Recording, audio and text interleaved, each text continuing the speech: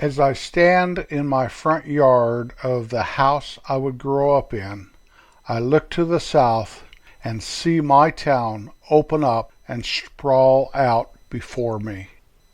Baby Boomer Tales. I look to the south and beyond my town, I can see old Byers Peak standing there kind of all by itself, standing up straight and proud. I look a little closer to town and by golly, down there somewhere is the roller coaster road, and right as you start up that road are the clay cliffs. You ever walk up those clay cliffs, try to climb them? I turn to the left and look to the east, and there's the Indian Peaks and old Honest Abe laying up there, watching out over all of us in my part of the world, the old man in the mountain. As I zoom kind of towards town, over there's the water tower.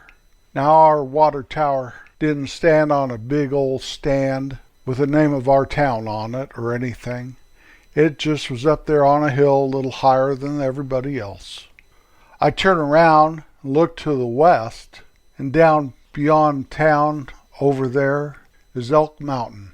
At least that's what I called it. One time I was almost run over by a herd of elk as they came crashing through the quaking aspens there. My dogs must have spooked them.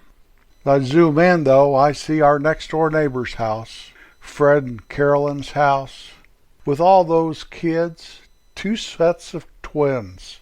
Those folks were really blessed.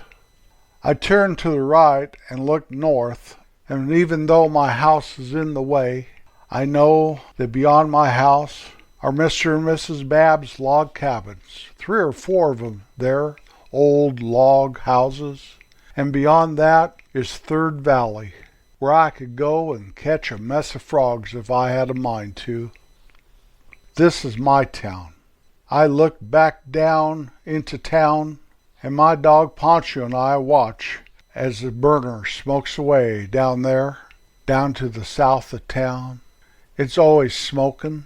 It's the first thing I ever see in the morning when I go outside, before I smell the crisp, clean air, and before I look around at the Continental Divide.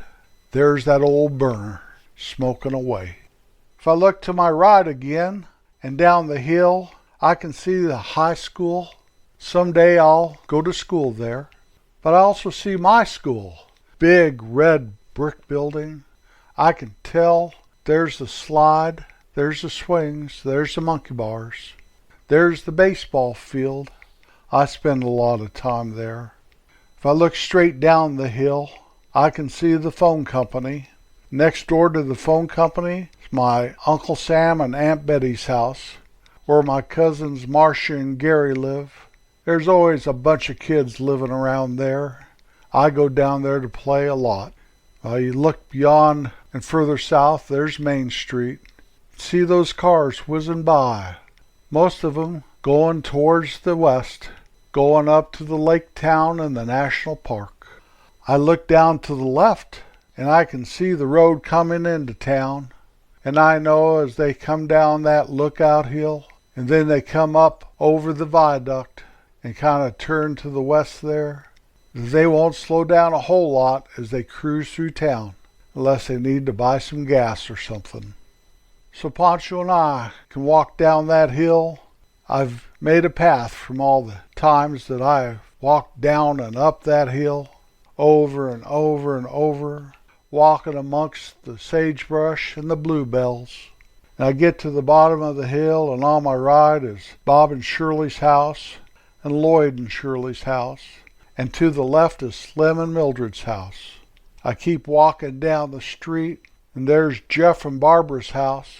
I think their dad works at the bank.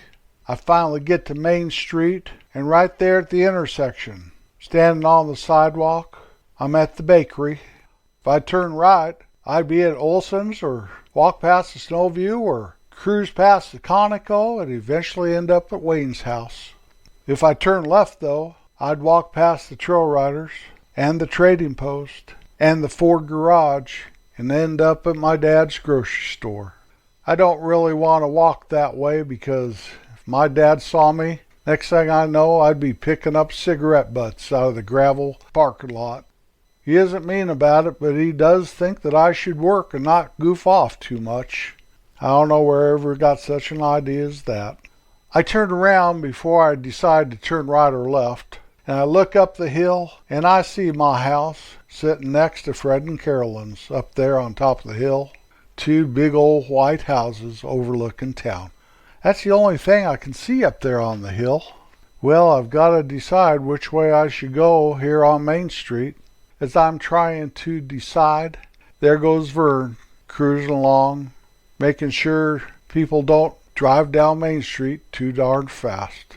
You can always spot him, not just for the cherry on top of his cop car, but for that light green color of his car. I always thought cops drove a black or a white car, but not our Vern. No siree. There goes Bud, and there goes Mutt, maintaining the town. In the winter, you see 'em plowing snow all the time.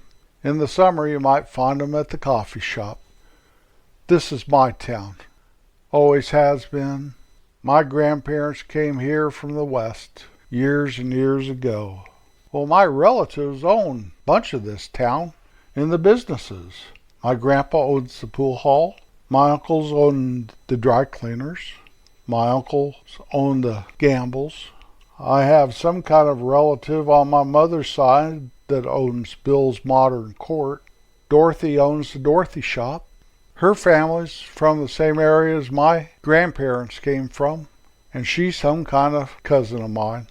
Grandma could tell me how, 'cause I don't have any idea. That little motel over by the Grand Bar, owned by Alvy and Kay, and Alvy owns the Conoco. My Uncle Cliff owns the barber shop, and of course my Uncle Charlie and his partner Francis own the trading post. Let's not forget my dad, the guy that makes me work. I think as I get older, I'll understand that he let me work, teach me some life skills that otherwise I never would have grasped onto. This is my town. This is where we had the 4th of July parade and the homecoming parade every year. We'd have the camper caravan cruise through in October, going up towards the lake town. Hundreds of campers on the back of pickup trucks. There was some kind of club or something in Denver, and they all come up every year to go fishing. Should I say snagging? I think they were after those kokanee salmon. We have fireworks up at the airport. You can park your car right there on the runway and watch a great fireworks show that the fire department puts on. They spray for skeeters in the spring, and there in town, you'll never get a mosquito bite, guaranteed. It's a little different if you go out of town down at the river. You could get eaten up pretty good. Got to go back to town. At least don't go down at the river right before dark when the skeeters like to come out. I like to walk the gravel dirt roads. The only road that's paved is Main Street. It's hard to ride your bike with no hands on those gravel dirt roads, but you can do it. You can do it. I like to just walk around and kick rocks in the road. Well, I've been talking about my town. Tomorrow I'll leave Poncho at home and I'll ride my bike around. Look at all the sights. Visit all my friends. Maybe play a little baseball. This is my town. It'll always be my town. I still have some family there, and my folks are buried there. Our song of the week is Our Town by Iris DeMent. This great song is Miss DeMent's first song, and she recorded it at the age of 25. Her first album, Infamous Angel, was released in 1992, 6 years after she recorded this song. I would highly recommend that you find this song. You can find it on YouTube and listen to it. It might strike a nerve like it did with me. It seems like every once in a while I stumble upon a song that I just can't get enough of for a while, and this is one of those. I first saw it and heard it on the season finale of Northern Exposure. It was great. I talked about this in a previous podcast episode. This song talks about a little dying town somewhere in the Midwest. As she traveled through this town, the whole song just came upon her, and she wrote it down, and she never ever edited one word or chord, for that matter, of the song. And they say the sun's setting fast, and just like they say, nothing good ever lasts. I know my little hometown up there in north central Colorado Rocky Mountains is anything but dying. It is exploded with second homes and taken advantage of all the outdoor activities that country offers in Colorado. Skiing and boating and sailing and hiking and all that stuff. But I feel that the little hometown that I just was talking about in this episode, that place is dead. It is gone forever. My hometown is hardly recognizable, and I've been gone from there for 35 years. I do go back once in a while. I mean, I know my town, but do I? The only people really that I even know that still live there is my Aunt Connie and Uncle Richard, Donna and Dan, Bill and Becky. Now I know there's a few others, but I've been in touch with those folks a little. I do see Connie whenever I go up there, which is not very often anymore. I do make a point, though, to go and visit my parents' grave and to look up there and see old Abe laying on the mountains. If you like our podcast, all I ask is that you share it. Thank you for riding along today. Just remember, when you wake up each morning, count your blessings and determine to always be kind. I'll be back next Wednesday. Thank you for visiting my town. Peace out. Now for another edition of Forky and Earl. One day, Earl said to his folks, "I'm going down Forky's house and see what's going on." Earl's mom asked him, "Did you finish your homework?" And Earl said, "Yes, Mom, I finished my homework." So Earl got in his 1963 Ford Galaxy station wagon, and he started the motor, and he backed out of the driveway, and he went down the hill, and he went to the stone lodge and garage, and he walked in the office, and he walked up the stairs, and he hung a right, and he hung another right, and he went to Forky's room, and nobody was there. And Earl said, "Forky, are you here? Forky!" And Forky's little brother came in and said, "My brother's not here." And Earl said, "Do you know where he went?" And little Lee said, "I don't know, but he took the car." So Forky thanked little Lee very much, and he went down the stairs, and he went outside, and he got into his station wagon, and he started the motor, and he pulled on the Main Street, and he hung a lefty, and he started cruising up and down Main Street, looking for Forky. Earl had the windows open, and he cruised by Edwards Cafe, and he cruised by the Conoco, and he cruised by Olson's, and he cruised by the drugstore, and he cruised by the movie house, the Old El Grand, and he made a U at the end of town, and he came back to the west and did the whole thing again. Well, Earl pulled into the Dairy King and ordered a cherry Coke. And as he was talking to the girls in the window, and everybody was laughing, and they said they hadn't seen Forky anywhere. And Earl said, "Do you know what he's driving? He's driving his folks' '59 Chevy." And the girls got their eyes big and said, "We haven't seen that car tonight anywhere." So Earl said, "Thank you very much." And him and his cherry Coke got back in his station wagon, and he cruised up and down Main Street a couple more times.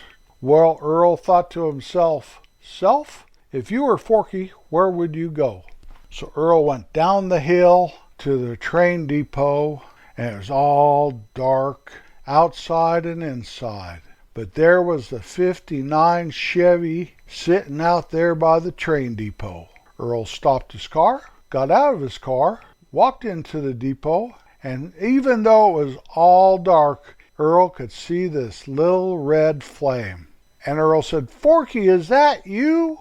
Forky said, "Earl, how'd you find me?" And Earl said, "Because your car's outside, Forky." And Forky goes, "Oh yeah, that's right." Earl said, "What are you doing, Forky?" Forky said, "This is the only place I can smoke my rum-soaked crook in private." And Earl said, "You got some of those Eastwood cigars?" And Forky said, "They're not ugly, and they're not bad. They're pretty good, Earl." And Earl said, "Can I have one, Forky?" And Forky said, "You know you can, Earl."